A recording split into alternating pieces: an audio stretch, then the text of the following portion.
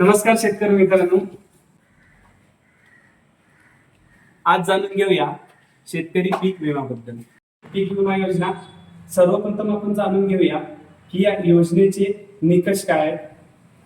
त्यानंतर आपल्याला ही माहिती करून घ्यायची आहे की याच्यासाठी अर्ज नेमका कुठे करू शकतो आपण, आणि त्या अर्ज करण्यासाठीच्या महत्वाच्या बाबी काय आहेत त्या थोड्या आपण जाणून घेऊया. प्रधानमंत्री पीक विमा योजना सर्वप्रथम जे निकष लावण्यात आलेले आहेत ते असे असणार आहेत की याच्यासाठी अधिसूचित क्षेत्र आहे आणि अधिसूचित म्हणजेच विभाग आहे आणि अधिसूचितच पीक असणार आहे. मग आपला कोकण विभाग आहे, तर कोकण विभागामध्ये रत्नागिरी जिल्ह्यासाठी शेतकरी मित्रांनो आपल्याकडे भात आणि नाचणी ही दोन पिकं अधिसूचित करण्यात आलेली आहे.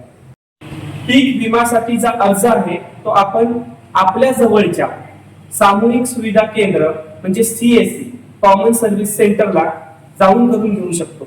याच्यासाठी कॉमन सर्व्हिस सेंटरला 40 रुपयाचं अनुदान हे थेट सरकारकडून देण्यात येत आहे. त्यामुळे आपल्याला म्हणजे शेतकऱ्याला कुठल्याही पद्धतीचं अतिरिक्त शुल्क देण्याची गरज नाहीये. जे काही शुल्क अर्ज करण्यासाठी गरजेचं आहे तेवढंच देण्याची गरज आहे. अजून आपल्या गावातल्या कृषी सहाय्यक अधिकाऱ्यांशी संपर्क साधून किंवा या संदर्भात कार्यरत असणारे शेतकरी विमा कंपनीचे प्रतिनिधी यांच्याशी संपर्क साधून तुम्ही अधिक माहिती घेऊ शकता आणि स्वतःच अर्ज देखील भरू शकता या वेबसाईटवर. शेतकरी मित्रांनो, याच्यासाठी आवश्यक कागदपत्र अशी असणार आहेत. सर्वप्रथम आपण शेतकरी आहे, सातबार अनिवार्य असणार आहे. जवळ लागेल फार्मर आयडी. ऍग्रीस्टेक या वेबसाईट वरून फार्मर आयडी आपल्याला मिळतो. कसा मिळतो हे पण आपण एक व्हिडिओ नक्कीच शेअर करणार आहोत. तुर्तास आपल्याला फार्मर आयडी, ओळख क्रमांक लागेल, आधार कार्ड लागेल आणि महत्वाचं म्हणजे आपलं बँक पासबुक. त्याच्यामध्ये स्पष्ट स्वरूपात आपला बँक नंबर दिसतोय अशा पद्धतीचं नक्कीच लागणार. अर्ज सादर केल्यानंतर आपल्या गावचे ग्राम महसूल अधिकारी यांना म्हणजे जुने तलाठी बरं का, यांना संपर्क साधून आपल्याला आपल्या पिकाची ई पीक पाहणी करून घ्यायची आहे. याच्यासाठी अधिक महत्वाची माहिती जर घ्यायची असेल तर आपले जवळचे आपल्या हक्काचे कृषी विभागाचे कृषी सहाय्यक अधिकारी यांना देखील तुम्ही संपर्क साधू शकता. अन्यथा माझ्याशी डायरेक्ट या नंबरवर तुम्ही संपर्क साधून माहिती घेऊ शकता.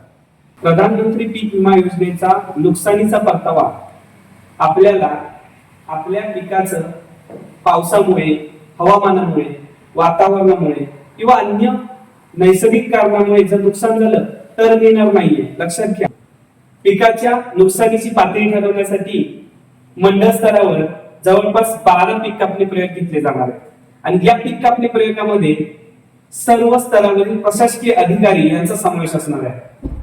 अर्थातच याच्यामध्ये शेतकऱ्यांचा पण समावेश असणार आहे. ज्यांच्या पिकावर हे पीक कापणी प्रयोग घेतले जाणार आहेत त्या शेतकऱ्यांच्या बरोबर हे पीक कापणी करून याच्यातून निघालेल्या उत्पादनाच्या आधारावर आपली नुकसान पातळी ठरवण्यात येणार आहे. ही महत्वाची बाब आहे, ही आपणास माहित असली पाहिजे. आपल्या गावच्या सहाय्यक कृषी अधिकारी यांच्याशी संपर्क साधून आपण आपल्या मंडळातील पीक कापणी प्रयोग कुठे आहे हे आपण जाणून घेऊ शकता. आपल्या बँकेचा शेती कर्ज असेल तर आपण बँकेत जाऊन या संदर्भात माहिती घेऊ शकता किंवा बँकेच्या प्रतिनिधींशी बोलून आपण या योजनेमध्ये सहभागी होऊ शकता.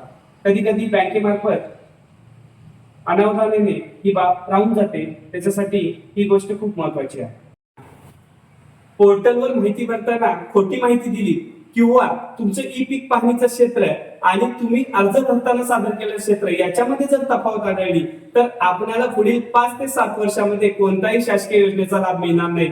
ही बाब खूप महत्वाची आहे आणि गांभीर्याने आपण लक्षात घेतली पाहिजे. चला तर त्वरा करा, फक्त 3च दिवस उरले.